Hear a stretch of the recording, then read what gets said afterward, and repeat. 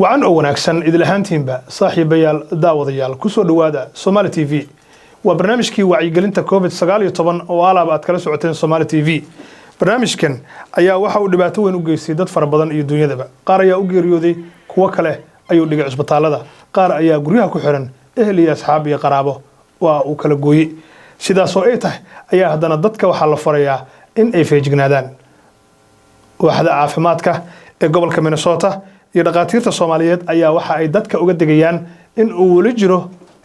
cudurkii COVID-19 qatartiisana uu leeyahay sida daraadeedna la raaco nidaamka iyo awaamirta la isfarayo waata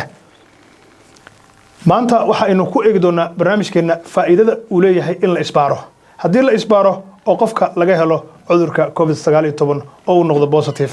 muxuu sameyn karaa waxa barnaamijka martii ugu ah oo arintaas inoo faahfaahin doona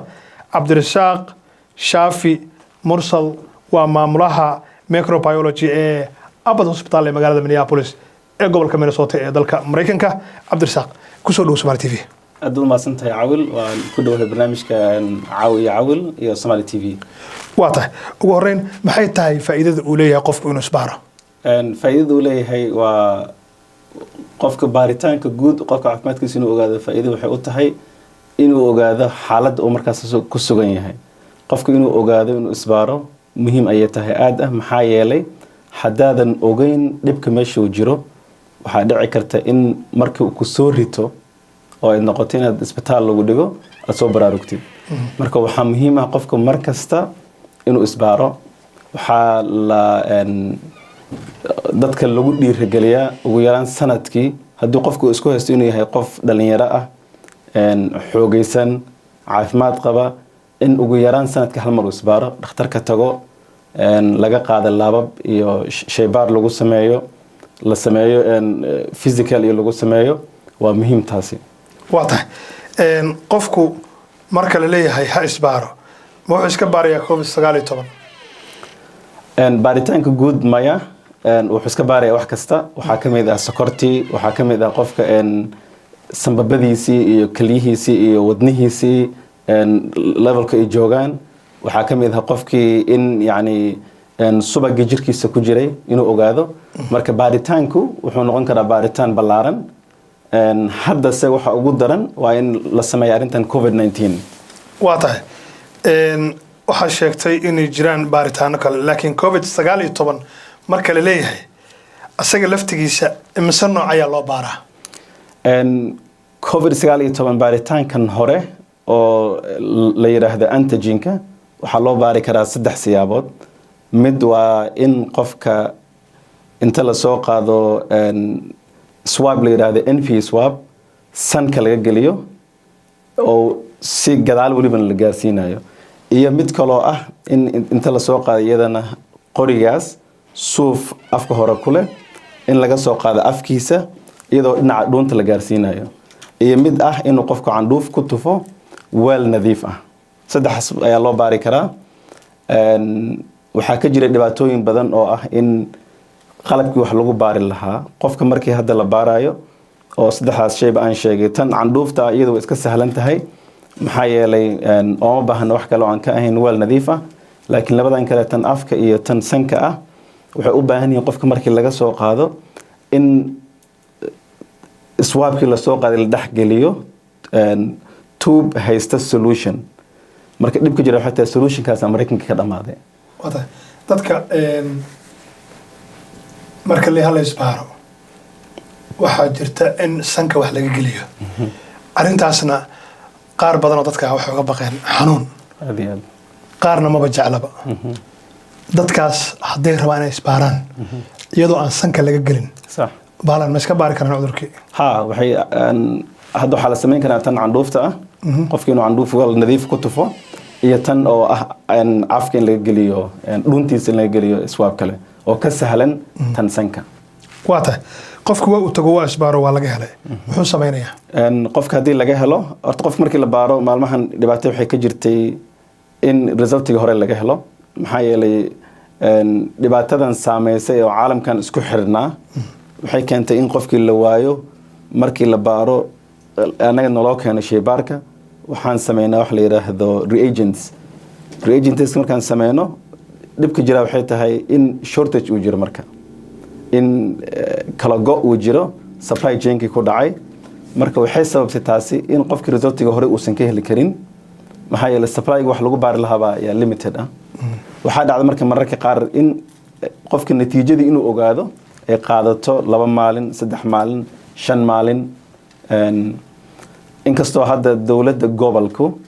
ay arintaas xoog saartay xiriir badan la sameysay dowladda federaalka ah maamulkan Trump iyo maamulkiisa natiijooyinka hadda waxaa lagu helaa maalin iyo 2 maalin qofka markuu intuu natiijada sugaayo waxaa lagu dhiirigeliyaa in uu taxadar sameeyo haddii uu helo natiijo ah in uu qofkii uu positive yahay waxaa aada muhiim ah gurigiisa inuu joogo in haddii ay suurtagal tahay in guriga qeyb ka mid ah uu deganaan karo ama qol ku xirnaan karo inuu ku xirnaado inta badan waxaa la dhiirigeliyaa ilaa 14 maalmood 14 maalmood waxay ka bilaabanaysaa maalintii uu isku maleeyay qofkaasi inuu asi uu la sameeyay wax xiriir ah qof qabay cudurkaasi ila qofku wuxuu helayaa waxyaabo dareenkiisa ku sababi kara inuu ogsoon yahay inuusan ahayn qof caadi ah marka maalintii astirid lacalo kale waxaa tiri jimcadii waxaan dareemay inaanan okay ahayn jimcadii amarka bilaabanaysaa iyo 14 beri oo lagu daray gurigiis qofka inuu joogo in haddii ay dhacdo in familiga dad kaloo lamida uu la xiriirayo inuu afkiisa daboosho oo afdaboolka uu xirto in waxyaabihii kale loo baahnaa ee muhiimka ah inuu sameeyo laakiin waa muhiim arinta muhiimka waxay tahay haddii lagu yiri positive baa tahay laakiin adi aad dareemaynin wax xanuun ah waxaa jira dad intay positive yihiin haddana waxa la yiraahdo asymptomatic yani qofkii wali waa iska caadi wuxuu leeyahay war ani positive waa la yiri laakiin caadi aan dareemay ani marka maxaan guriga u joogayaa waa qofku waa muhiim guriga inuu joogo maxaa yeelay waxaad ku tahay halis eedadaadii waayeelka ahayd adeerkaagii waayeelka ahaa caruurtaadii yaryareed kulli dadkaas dhan waxaa u tahay khatara ku tahay marka waa muhiim haddii lagu yiraahdo positive baa tahay guriga inaad joogtid 14 cishood shaqooyinkana waxay sameynayaan anaga shaqadan joogno oo kale oo ah yani wax state-ku uu mandate gareeyay qofka marka in la pay gareynayo marka maalmaha joogtay shaqadaada way ku qasbantahay in mushaarkaaga ay ku siiso marka adigii dadkii kale ee masaakiinta adi ama qaraabadaada ama ehelkaaga ah ama asxaabtaada ah dhibaataha u gaarsiinaya gurigaaga joog waa tahay haddii guriga ay joogaan dad ehel sida xaaskaaga oo kale adigana lagugu sheegay cudurkii adiga xaaskaaga sidee u kala badbaadaysaan wallahi inta badan horta qofka lamaanuhu mid hadduu qabo kan kalena inuu qabo u badan tahay waxaa jiro dad contact la yiraahdo contact tracers oo state-ku uu sameeyay oo qofka markuu qof uu noqdo positive dabagal ku sameynaya dad dabagalayaal jiraan marka dadkaasi xiriir bay la sameyn doonaan waxayna soo jeedin doonaan qof kasta oo guriga degani in asna baaritaankaas uu maro marka waxaa ka mid ah caruurtii hadday guriga kula degan yihiin hadda aniga dad Soomaaliyeedna waa iscaawinaa waxaa jiraan dad kale oo dulsaar jooga dadkaas hadii jiraan iyagana waxaa loo sheegi doonaa ha qarin yani way kala tahay qofkan dabagalka sameynaya iyo qofka guriga iska lahaa way kala tahay marka waxa qof alla qofkii is leedahay adi xiriir la sameysay in asna baaritaankaas la mursiyo waa muhiim marka inta badan most likely hadii uu ama odaygii ama hooyadii midkood hadduu positive noqdo qof kasta oo familiga ka mid ahna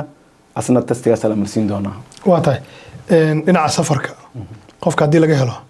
dad baa jira hadda uu ku dhacay 2 bar kaliya guriga iska joogeen maalin 3 way soo baxeen dad badan baa hadda safraya safarka saameyn inta lag ku yeelanaya qofka cudurkan inuu ku dhaco ama uu la contact gareeyo dad qaba way dhacdaa dad waxaa jira ka dhaga adeega talooyinkan la soo jeedinayo talooyinka dadkan khibradan caafimaadka ay soo jeedinayaan way jirtaa marka adiga waxaa muhiim ah marka taxadarkan in anaga sameeyno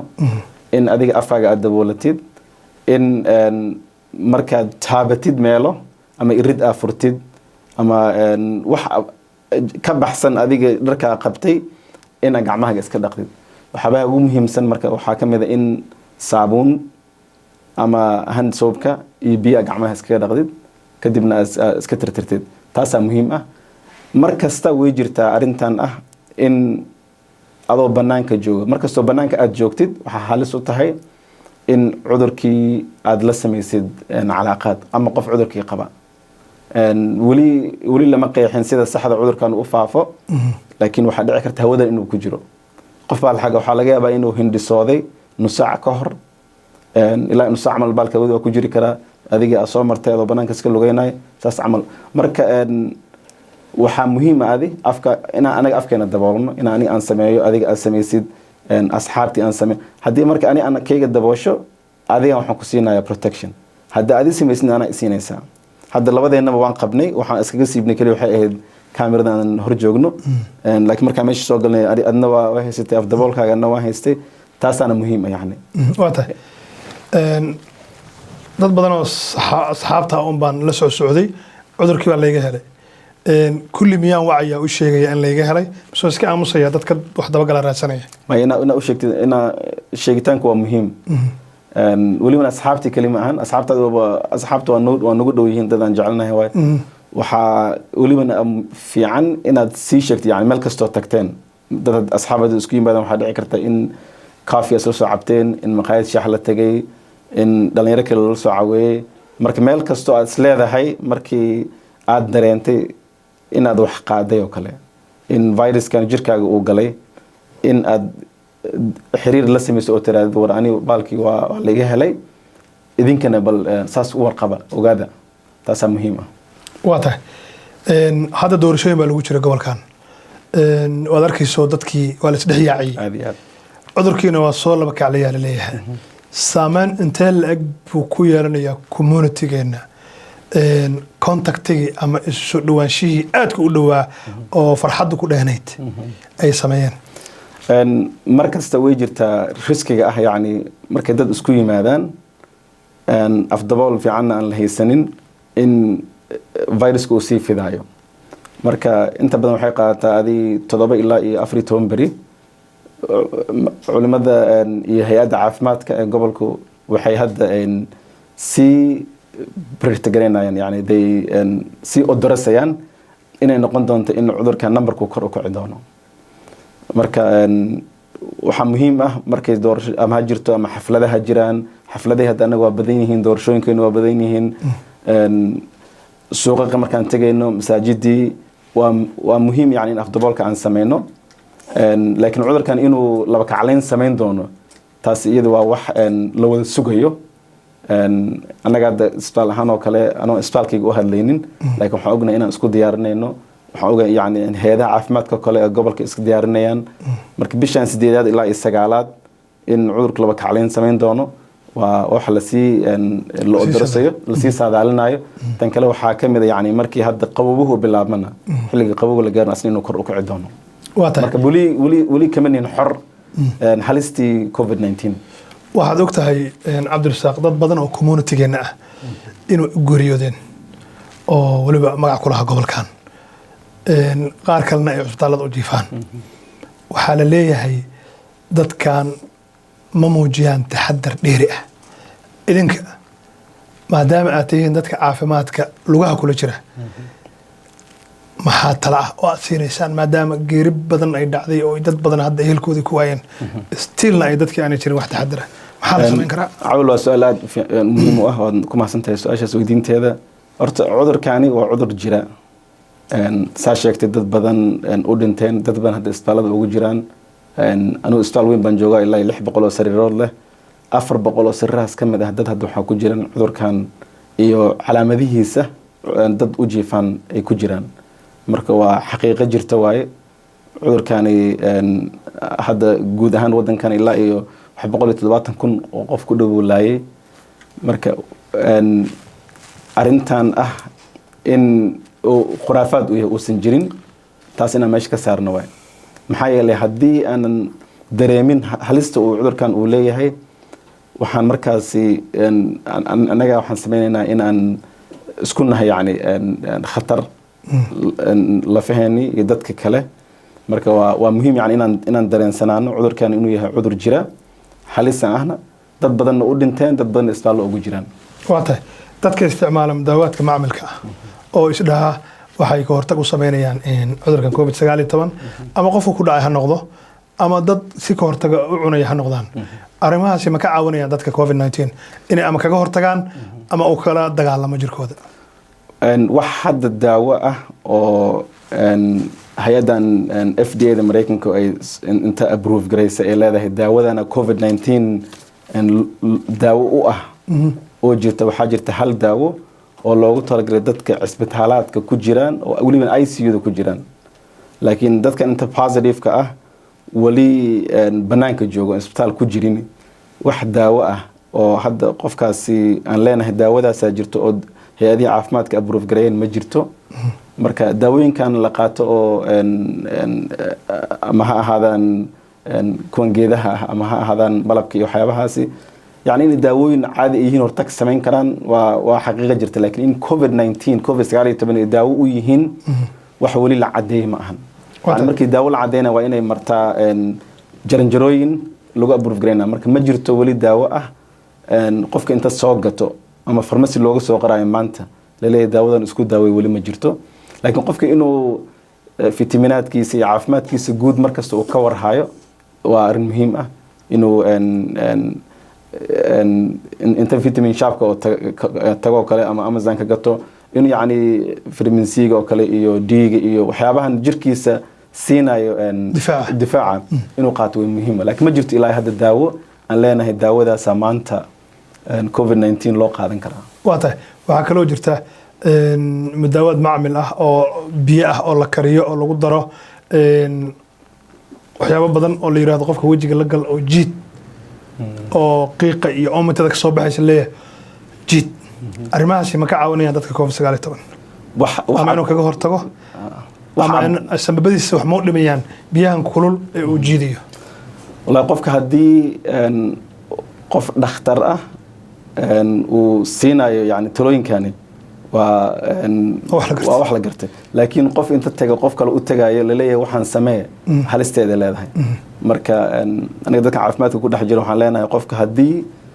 uu jiro wax shaki ah ha u taga hay-adaha caafimaadka. hay-adahaas caafimaadka baarayaan, iyagaa siinaya wixii ugu habboon ee qofkan uu mari lahaa. haddii ay noqoto qofka in daaweyn wax loo qoray in la seexiyo iyo markaas go-aankaas dhakhtarka iyo dadka la shaqeynaya iska leh, laakiin wax